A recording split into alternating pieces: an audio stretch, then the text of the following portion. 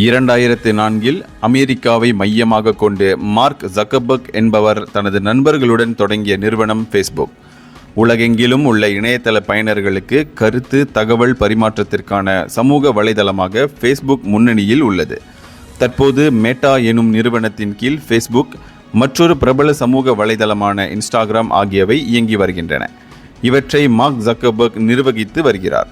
இந்நிலையில் ஃபேஸ்புக் சமூக வலைதளத்தை நடத்தி வரும் மெட்டா நிறுவனம் போட்டியாளர்களை ஒடுக்கும் வகையில் முறையற்ற வர்த்தக நடவடிக்கைகளில் ஈடுபட்டு வருவதாக பிரசல்ஸ் நாடு புகார் தெரிவித்தது.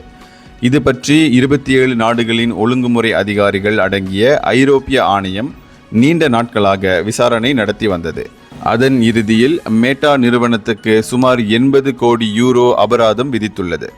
ஆனால் போட்டியாளர்களும் வாடிக்கையாளர்களும் எவ்வகையில் பாதிக்கப்பட்டனர் என்பது நிரூபிக்கப்படவில்லை என்று மெட்டா நிறுவனம் கூறியுள்ளது. மேல்முறையீடு செய்யப்போவதாக தெரிவித்துள்ளது.